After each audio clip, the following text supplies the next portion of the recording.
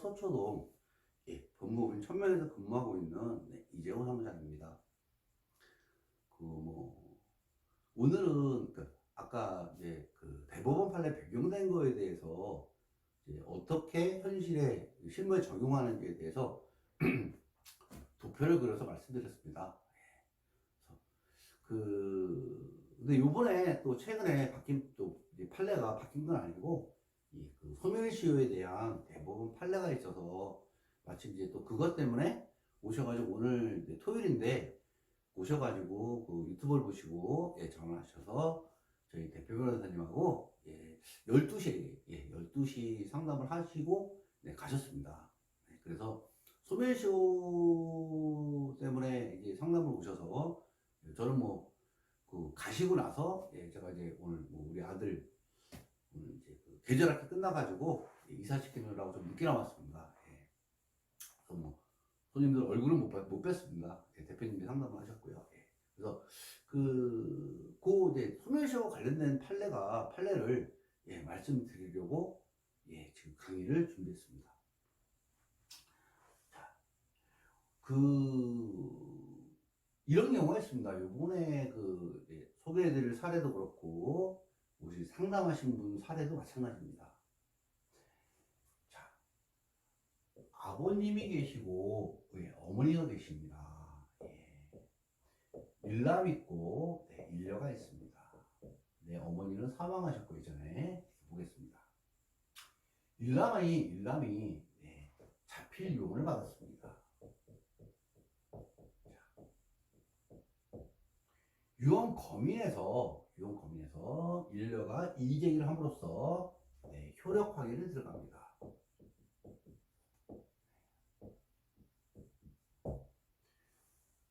그랬는데 이제 일녀가 다툽니다. 다툽니다. 소송이 들어갑니다. 소송.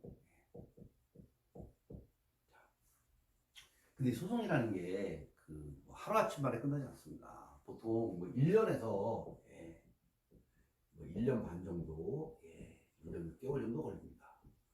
길 때는 3년, 4년씩도 걸립니다. 1심 끝나는 데만. 자, 근데 유럽만원청구권의 소멸시효는 유럽이 침해된 사실을 안 날로부터 1년 이렇게 얘기하고 있습니다. 자, 소송을 하다 보니 이제 판결이 났습니다. 여기서 승소 판결 받았습니다.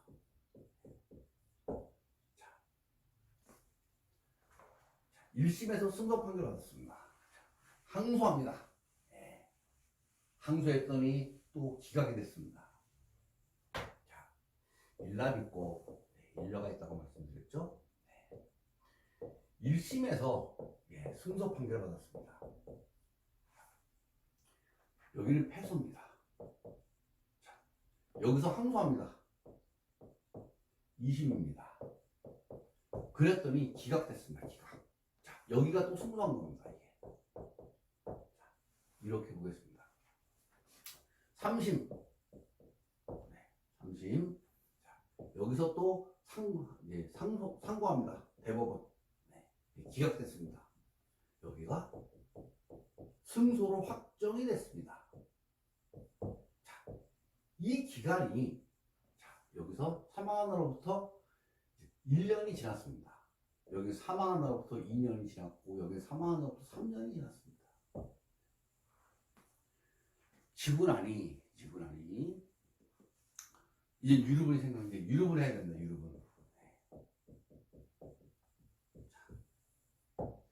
유럽은 침해된 사실한 날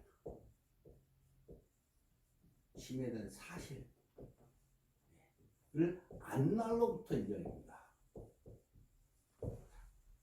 유럽은 침해된 사실을 안 날로부터 1년 안에 유럽은 청구하지 않으면 더 이상 청구할 수 없습니다. 물론 청구할 수 있지만 상대방이 못 줘 이러면 끝입니다.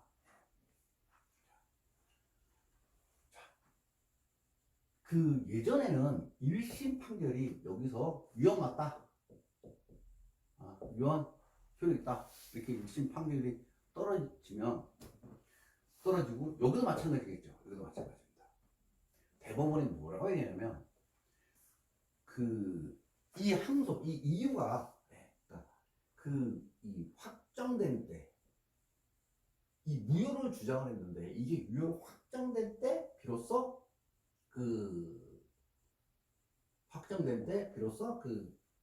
침해 사실을 알았다. 침해 사실을 안날 이 기준을 봤습니다. 이 기준. 반면에 또 어떤 판례가 있냐면, 네가 이렇게 무효로 주장을 하지만 내가 보기에는 별 근거가 없어. 별 근거가 없고 그냥 유럽은 시효가 지났기 때문에 그거를 이렇게 연장하기 위한, 피하기 위한 수단에 불과한 거야. 시간 끄는 용. 그래서 그걸 이제 이날이 아니고 그냥 안날 기준으로 했습니다. 침해에 대한 사실을 소송법적으로 보겠습니다. 자필유언장 원본을 본 날. 이게 하나가 있습니다. 원본을 본 날. 이날을 기준으로 한다는 게 있습니다. 이게 이제 해외에 계신 분. 해외에 계신 분인데, 팩스를 보내준 거를 사본 봐가지고 그날 알았다고 볼 수 없다. 이건 이제 유언 검인기일에 와서 자필 유언장을 본 날, 그날을 기준으로 한다. 이렇게 하는 대부분 판례가 있습니다. 두 번째는 확정일. 너가 유효본 소송을, 그러니까 무효를 주장을 했는데, 내가 보기에는 합당한 나오는 정도는 신빙성 있고, 근거가 있다. 합리적이고, 비록 패소를 했지만, 그렇다면 이 패소한 날, 패소가 확정된 날 비로소 안날이라고 본다. 그때로부터 1년 안에 하면 된다. 확정되려면 한참 시간이 지났겠죠. 세 번째는 이거와 상관없이 그냥 안날입니다. 증여 사실 안날. 증여나 유언 안날입니다. 그냥. 이거와 상관없습니다. 왜냐하면 알았는데 이게 1년이 지납니다. 1년이 지난 상태에서 무효소송을 넣습니다. 근데 법원이 보기에 무효소송 넣는 게 1년이 지나니 유효소송을 못하는 겁니다. 그러다 보니 무효를 주장합니다. 그리고 일로 가려는 거죠. 이건 안 된다는 겁니다. 이거는 그냥 이날을 기준으로 한다. 이렇게 봤습니다. 근데 또 한 가지 의견이 뭐냐면, 네 번째가 있습니다. 1심 선고일. 이게 최근 판례입니다. 최근에 유럽원 소송을 했더니 1심에서 유럽원 소송을 했더니 1심이 뭐라 그랬냐면, 이게 무효를 주장했는데 유효로 판결됐습니다. 이게 물론 항소했습니다. 대법원까지가 확정됐습니다. 이게 유효한 걸로. 이럴 때에는 1심에서 법원이 야 이거 유효한 거야 하면은 이날 안날이다 이날이. 이렇게 본 게 있습니다. 그래서 유럽 소송들 갔더니 이런 논리로 이제 패소 판결을 받았습니다. 유럽권자가 소멸시효가 지났다. 항소를 했습니다. 항소했더니 이건 아니고 1심에 선고했다 그래가지고 그거는 아니고 그거는 불확정이다. 왜냐면 1심의 선고가 네가 유언장이 유효하다 그래서 확정된 거냐? 그건 아니다. 불확정이다. 이건 불확정 채권이다. 그러니까 왜냐면 원래 상속인들한테 넘어가는데 그거를 이제 유언장 자체가 유효한지 무효한지는 1심 판결만 갖고는 확정할 수 없는 거다. 그래서 이때는 아니고 이때를 기준으로 봐야 된다. 그러니까 논리가 틀립니다. 여기하고 여기는. 그러니까 무효 주장에 근거가 있느냐? 근거가 쟁점이 되는 건데 이거. 그렇죠? 근데 이건 틀립니다. 이거는 무효 중에 근거를 불문합니다. 근거가 없다 하더라도 선고일 기준이 아니고 확정일 기준이 되는 겁니다. 이게. 확정일. 최근에 이 대법원 판례가 나왔습니다. 이게. 네, 그러다 보니 그러면 이게 어떤 때 이게 영향을 미치냐 실무에서 대법원 판례는 곧바로 실무에 영향을 미칩니다. 그래서 중요하거든요.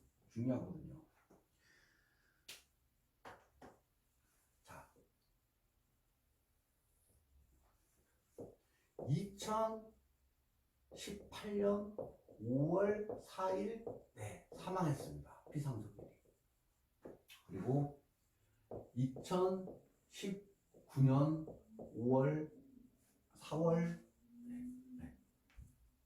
4월 5일 무효 소송을 했습니다. 그리고 2020년 7월 1일 그 유효로 선고가 있습니다. 1심 선고. 1심 선고됐고 여기서 2022년 5월 1일 2심 선고가 있습니다. 그리고 여기서 2023년 7월 5일 이제 확정이 됐습니다. 이게 패소 확정이. 자, 이런 경우에 통상적으로 이게 유효분을 이렇게 좀 하시는 분들은 무효 소송을 넣을 때 여기서 유효분 의사 표시합니다. 네. 유효분 의사 표시를 합니다. 그러니까 뭐라고 얘기하냐면 이 유언장은 무효다. 네. 그러나 또는 증여가 무효다. 네. 그러나 만약에 이것이 유효라면 나는 유효분의 의사 표시를 하겠다. 지금 그래서 시효 중단을 시킵니다. 이게 시효 중단을 1년이 안 됐기 때문에 요 안에 넣었기 때문에 시효 중단을 시키고 소송을 합니다. 그래서 확정되면 여기서 확정된 이후에 유효분 소송을 제기합니다. 정식으로. 그러면 여기서 의사 표시가 되어 있기 때문에 서면시효하고 상관이 없습니다. 근데 이걸 안 해버립니다. 이거를 유효분 얘기는 입에도 안 꺼내고 그냥 무효만 주장합니다. 그 여기가 확정이 됐습니다. 패소 판결로. 자, 여기에서 유효분이 들어갑니다. 이제 2018년에 사망하셨는데 2023년 5년 지나서 5년이 지나서 유효분 반환 청구서에 들어갑니다. 이번 대법원 판례는 이게 유효하다는 얘기입니다.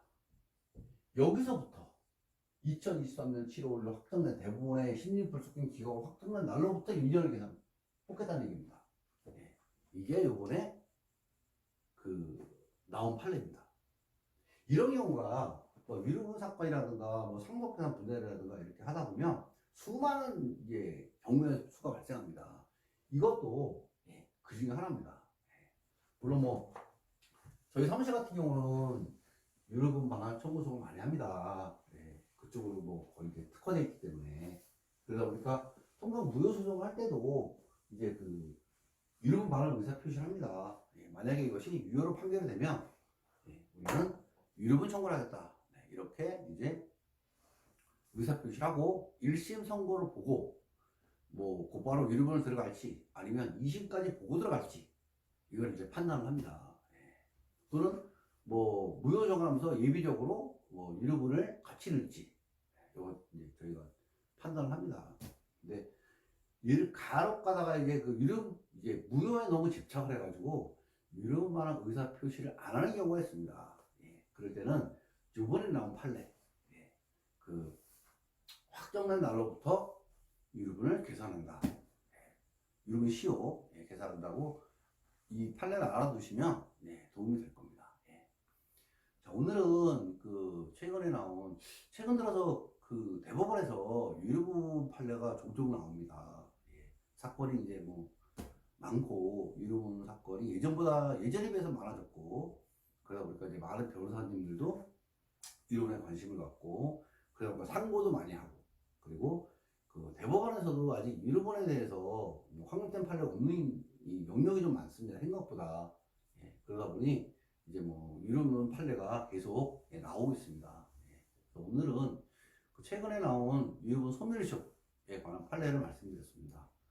자, 항상 말씀드린 것처럼 궁금하시면 댓글 달지 마시고 전화 주시면 되고요. 다만 올해는 제가 대표님한테 바꿔드리기도 하고 다른 변호사님한테 바꿔드리기도 하고 제가 직접 말씀드리기도 합니다. 근데 뭐 어느 분하고 상담하셔도 너무 이렇게 길게 조금 피해 주셨으면 좋겠습니다. 다들 일하시는 분들이고 저도 그렇고 저희가 뭐 이 유튜브를 통해서 자세하게 말씀드립니다. 그거는 이게 뭐 궁금하면 500원이 아니고 500원이 아니고 궁금하면 뭐 추가적인 거는 뭐 서류 갖고 오세요.